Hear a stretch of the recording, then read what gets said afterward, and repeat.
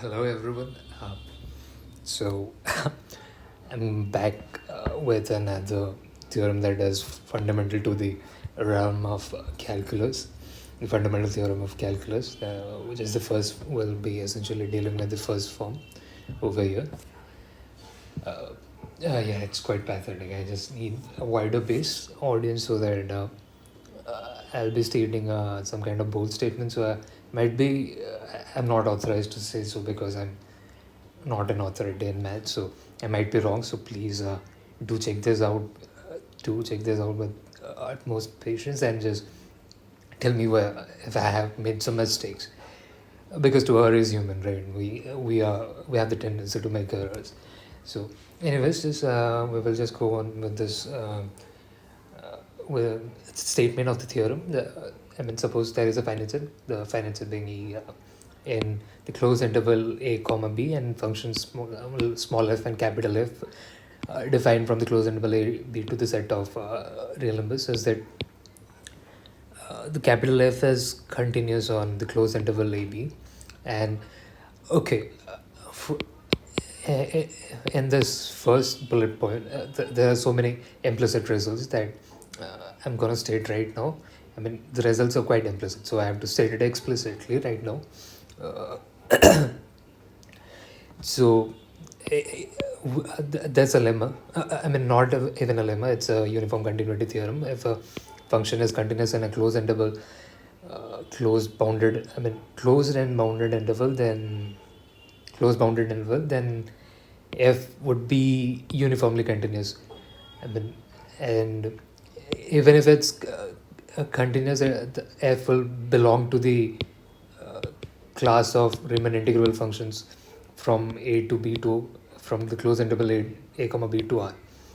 So that would be the second step. But first, let me just state superficially what uniform continuity is and how is it quite different from continuity.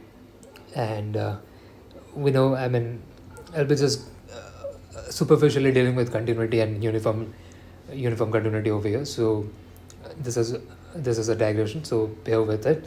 Uh, if f is suppose f is continuous at a point c, then for every epsilon there exists a delta.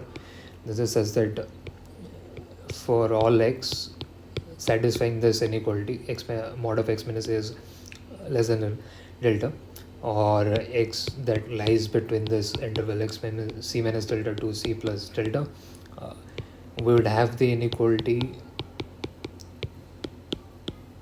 f of x minus f of modulus of this would be less than delta. This is by the courtesy of continuity. This is what the definition of continuity is. Now, how uniform continuity is different from that? If that function is, suppose f is, we'll just go take this example. F is continuous on this closed interval a comma b. So, uh, uniform continuity just states that for every epsilon there would be a delta. In fact, for that fixed epsilon, that delta will not vary. What it is essentially uh, what it essentially wants to convey is that suppose x and u are any arbitrary points on that closed bounded interval, then if x minus u satisfy this inequality, modulus of x minus u is less than delta, then f of x minus f of u modulus of f of x minus f would be less than epsilon.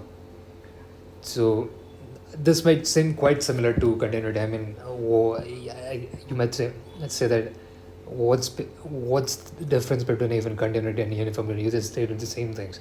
I mean, might be there's a slight difference, but I don't see a stark difference between these two concepts. But there is.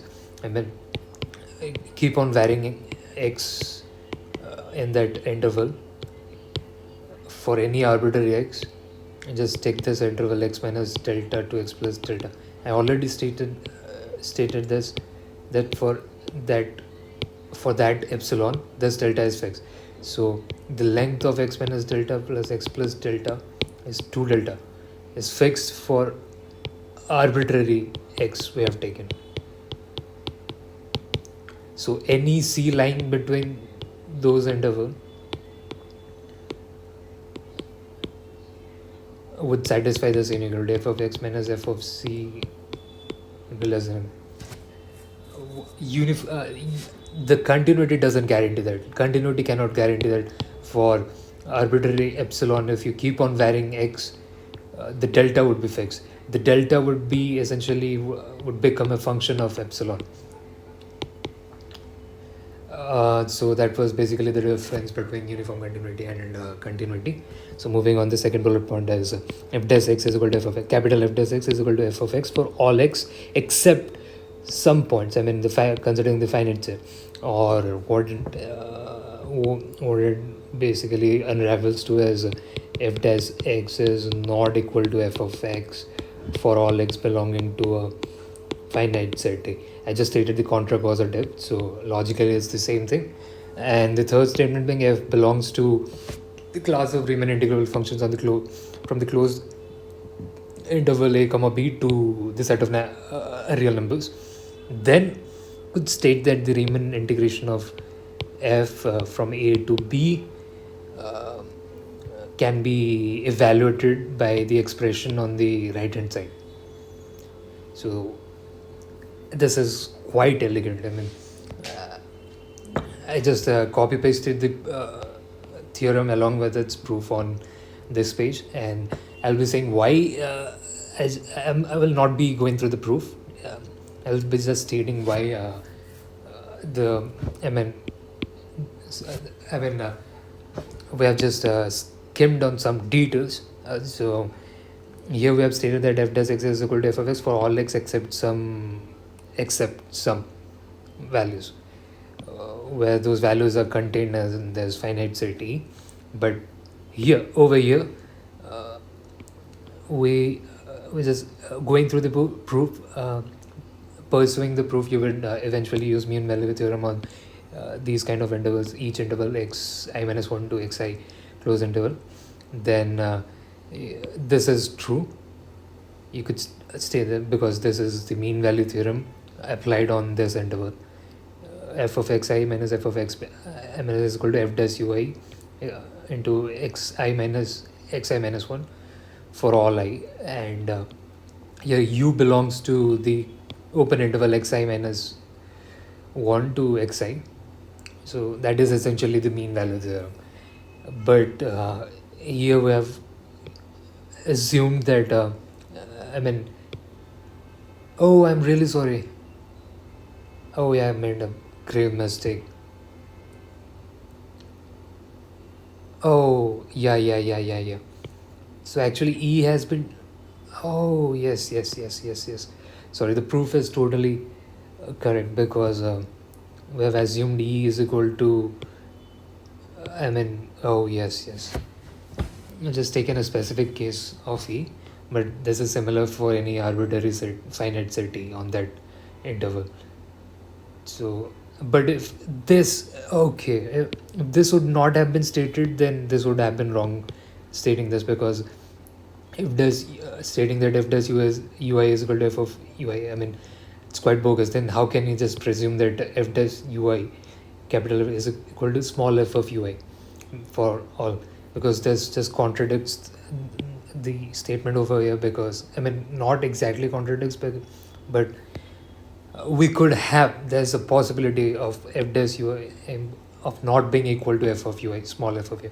But since f belongs to the set of all functions that are Riemann integral on the closed interval ab, then we could be lenient. We could have finite number of discriminant cases where f dash ui is not equal to small f of ui. That's it.